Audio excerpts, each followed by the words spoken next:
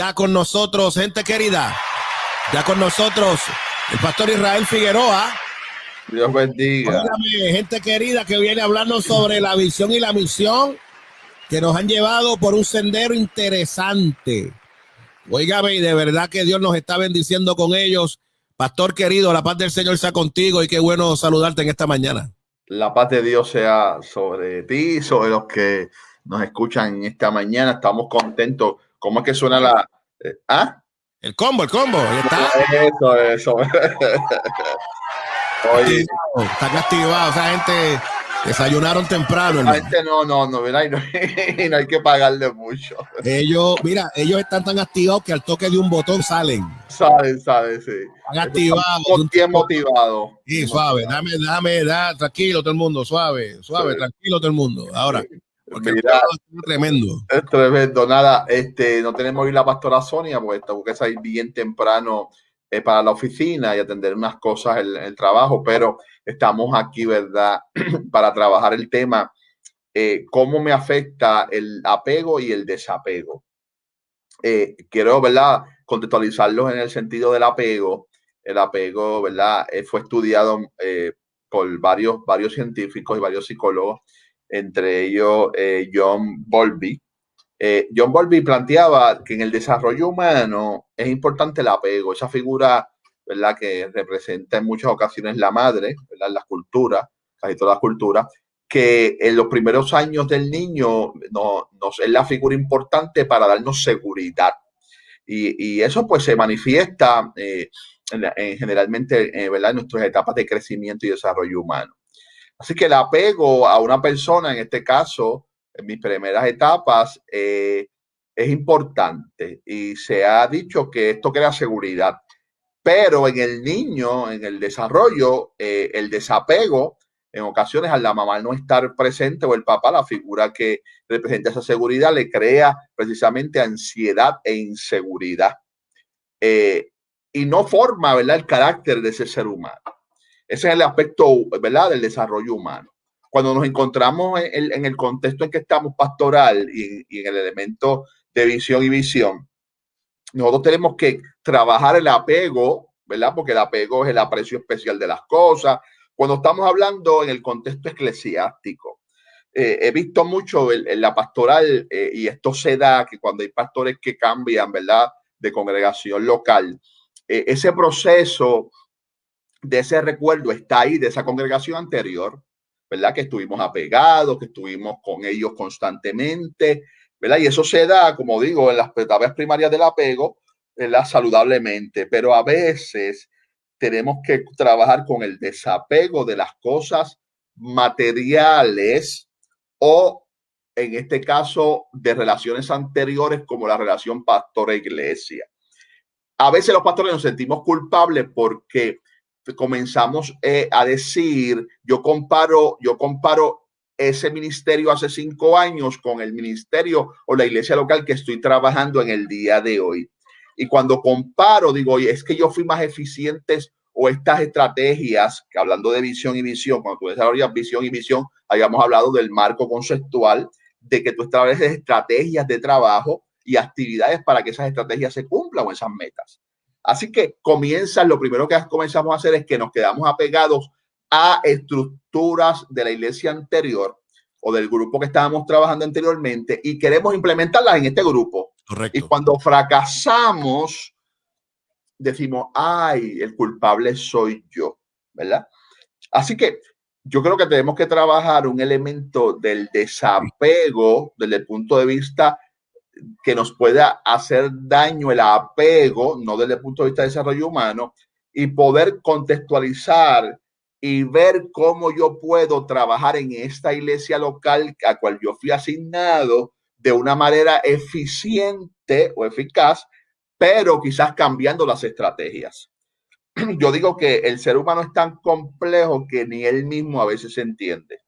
Por eso es que necesitamos, la escritura es clara cuando el salmista dice, examíname Dios y mira en mí si hay camino de perversidad. O sea, porque nosotros mismos ni aún nos conocemos en ocasiones que reaccionamos de X o Y manera. Y cómo entonces queremos bregar con un grupo de personas con un modelo estricto, de trabajo, porque me funcionó bregando con la iglesia que yo pastoreaba en el barrio Santo Domingo de San Jorge. Pero ahora estoy en una área un poco más urbana, en el casco urbano de Río Piedra.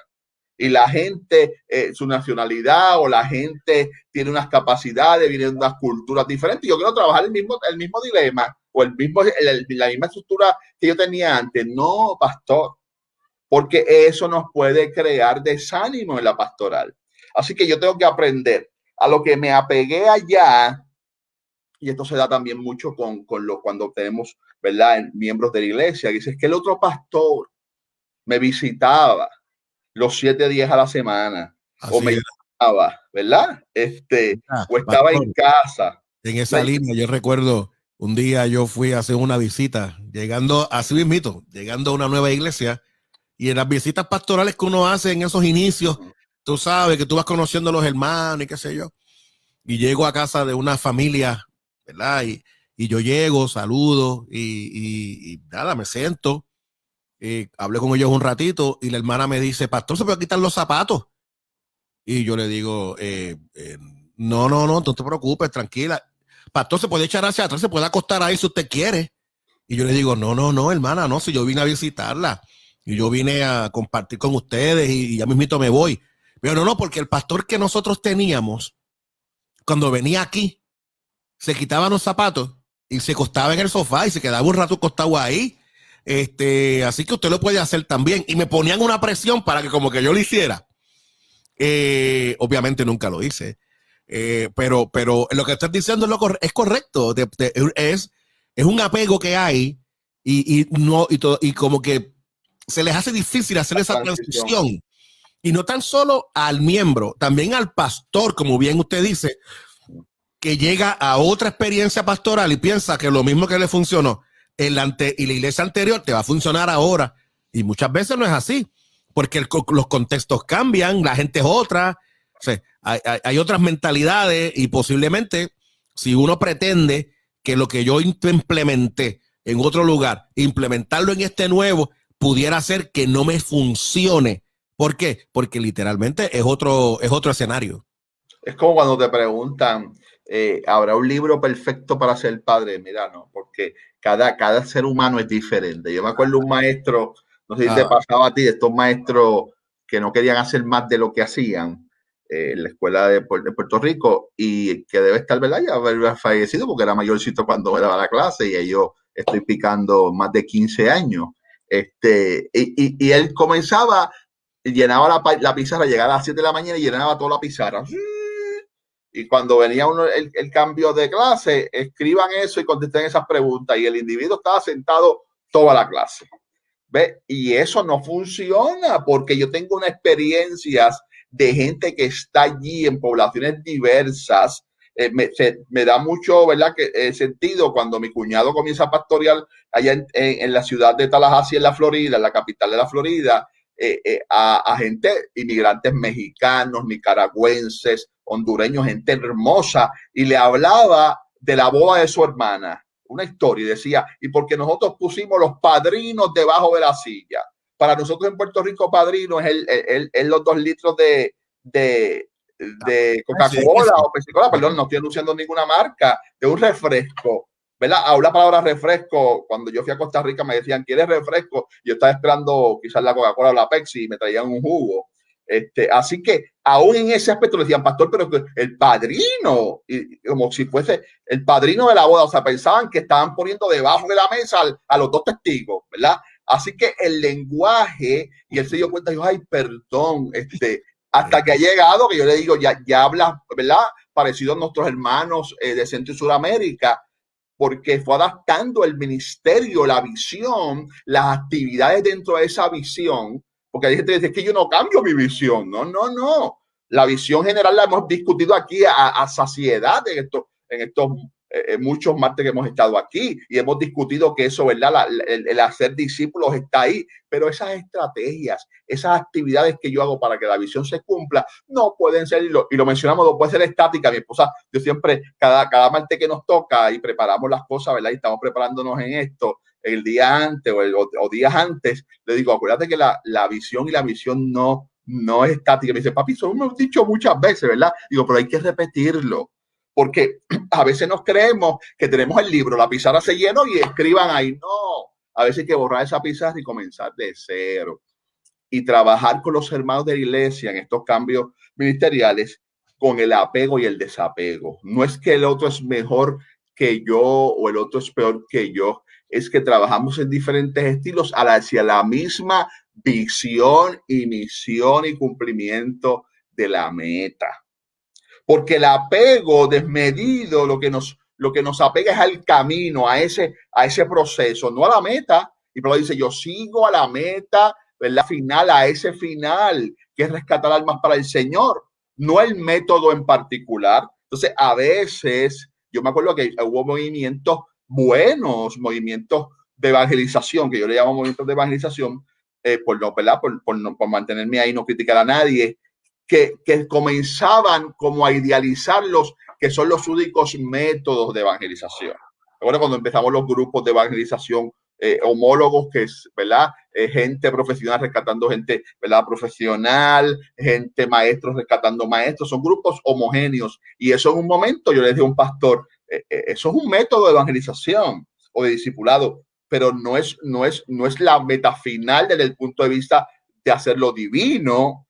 Entonces me dije, porque ya los veo en esa línea, como que lo único que hay es estos grupos. Así que ese desapego hay que enseñárselo a la iglesia mucho, al desapego a las cosas. Yo me acuerdo en mi niñez, pastor, el altar era sagrado. Nosotros como protestantes a veces hacemos una crítica a nuestros hermanos católicos y decimos, es que ellos adoran esos templos, pero nosotros a veces cargamos esa cultura también. Y yo me acuerdo cuando pequeño que papi, ¿verdad?, hacía arreglos en la iglesia porque su función era de banistería.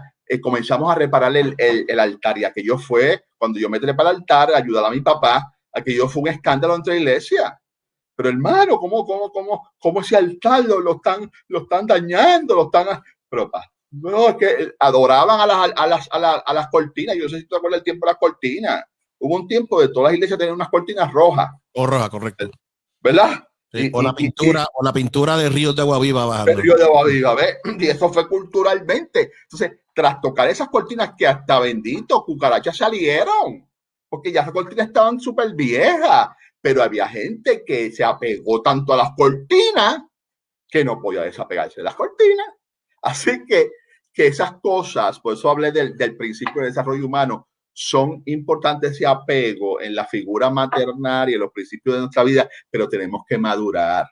Pablo habla de que ya no seamos niños fructuantes, ¿verdad? Que aprendamos y seamos maduros. Así que parte de la madurez es yo comenzar a desapegarte para pegarme a nuevas prácticas que van a funcionar. Quizás esa cortina, hoy no es la cortina, la iglesia que yo te estoy hablando tiene 86 años de fundada, o casi 90. Y yo paso, ¿verdad? He visto nuevas fotos de esa iglesia, ¿verdad?, que amamos mucho. Ya no tiene esa cortina. La gente nueva de esa iglesia no cortina, ¿ve? Y nos apegamos a esas cosas que tienen un simbolismo importante, ¿verdad? No vamos a criticar eso, pero tenemos que entender que son símbolos, ¿verdad? El rojo, quizá la sangre de Cristo, los ríos de agua viva, pero se puede modificar eso. Y hay gente que se tranca, se mide, y hay gente que está trancada en eso. Así que el pastor tiene que comenzar a enseñar ese elemento simbólico que tiene su importancia, porque nosotros somos seres humanos que necesitamos ver cosas, esa es la realidad. El Señor le dijo, mira, cuando llegues a este lugar, planta este altar, ¿verdad? Es porque somos visibles para que el mundo, para que la gente reconozca, pero no podemos quitar que eso es para que la gente reconozca, no para adorar el objeto. Así que esa parte tenemos que ir desarrollando en nuestra, ¿verdad?, cultura eclesiástica, nosotros como pastores, a nosotros mismos primero, de desapegarnos de cosas que teníamos en el pasado que funcionaron y hoy son totalmente diferentes. Mira, pastor, la pastora Zulma Rivera nos dice, mira, aún en la misma iglesia, lo que funcionó antes puede que no funcione ahora. La pandemia nos ha mostrado eso. Dios tiene las nuevas estrategias. Aleluya. Miriam Bultrón nos dice, me gozo con el mensaje poderoso. Nuestra querida amiga Esther King, también desde Panamá, nos dice amén a eso. Es interesante porque cuando yo te escucho, pastor, escucho grandes verdades.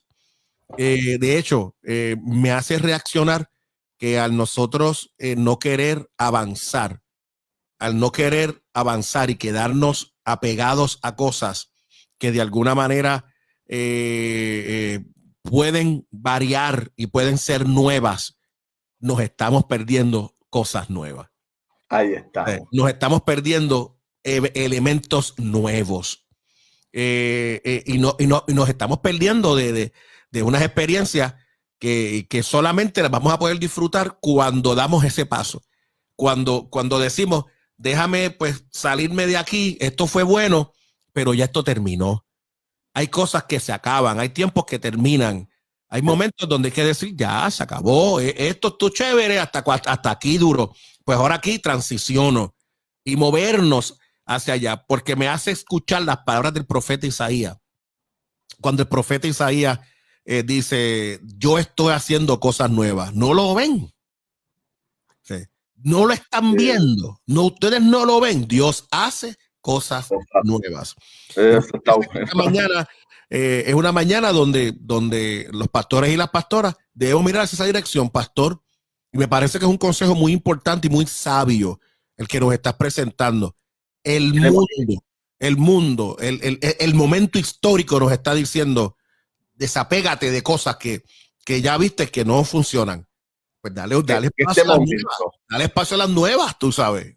Y tienes que, y ya estamos terminando, tienes que aprovechar, la Biblia dice, Pablo, nos gusta citar la Biblia, aprovechar el tiempo porque los días son malos. Si te tardas en desapegarte tanto tiempo de aquello que no te funcionaba, pierdes el tiempo. O sea, tenemos que comenzar. Yo miro esto como entrar y salir. Que aquí apegarnos, ¿verdad? Apegarnos a unas cosas, pero también salir de ellas rápidamente, porque ahora mismo yo espero en Dios, ¿verdad? Que esto de la vacuna sea, ¿verdad? Bastante rápido y ya quizás en el verano podamos congregarnos sin limitaciones. Pues mira, llegó el momento de que quizás la parte tecnológica se queda pegada a la iglesia, pero no todo va a ser tecnológicamente.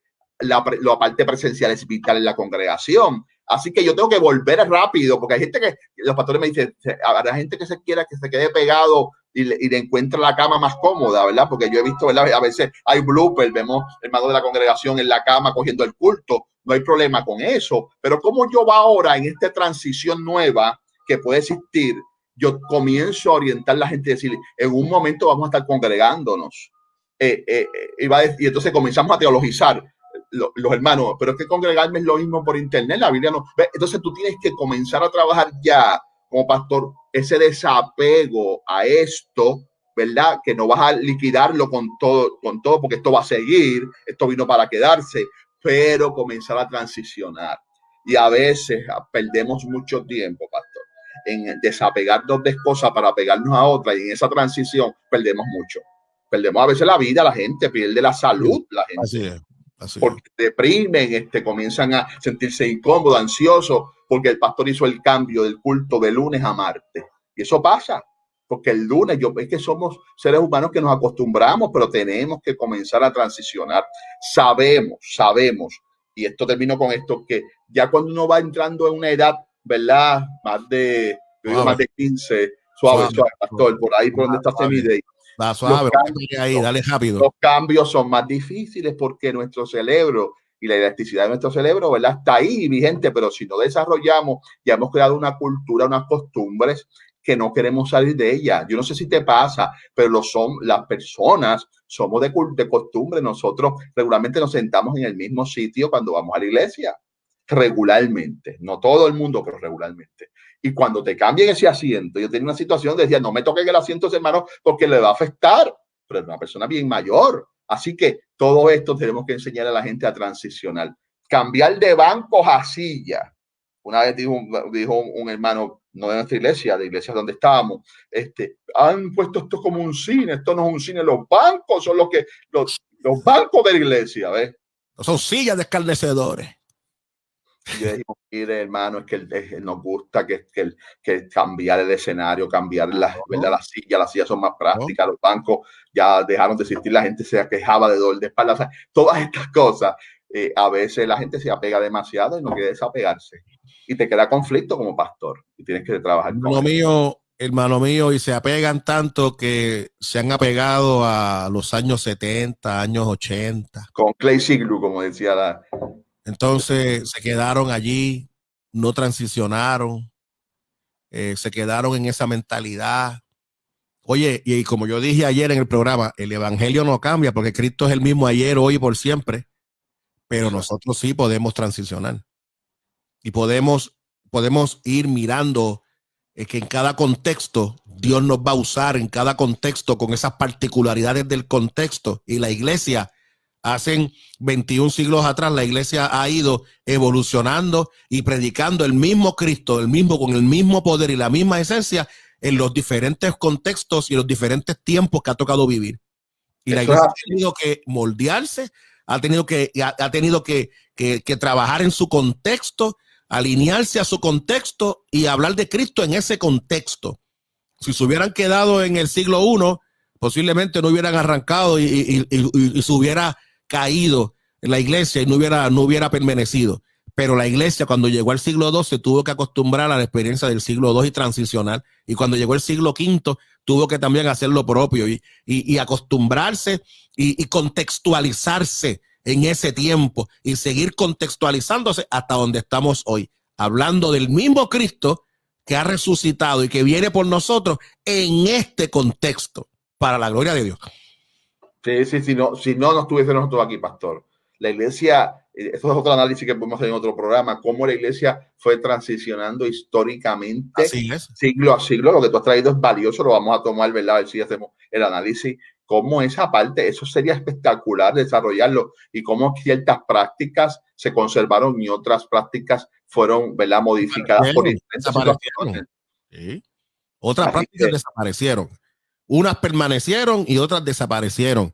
¿Por qué? Porque ya no eran contextual, ya no tienen relevancia en el contexto. No hay por qué seguirle dando continuidad cuando ya no es relevante. Claro, sí. Así que ese proceso hay que trabajarlo, es un reto pastoral que tenemos todos. Me parece que sí. Madeline nos dice que mira, el cielo y la tierra pasarán, pero su palabra no pasará. Totalmente de acuerdo. Eso no va a pasar. Totalmente de acuerdo. Miguel Ramos desde Pensilvania nos dice bendiciones para todos y para todas. Un abrazo, querido pastor. El pastor Elín Hernández nos dice, mira, predicamos el mismo evangelio con estrategias distintas. No hay por qué cambiar el evangelio, solo la forma de atraer las almas para el reino de Dios. Eso Así que hay que transicionar definitivamente. Pastor, gracias por bendecirnos. Mira, me escribe por acá Bielka Pájaro, nos dice amén poderoso. Para la gloria de Dios, para la gloria del Señor. Pastor querido, gracias por siempre conjuntamente con tu esposa llevarnos en este sendero de la visión y la misión. Hay tanto por hacer.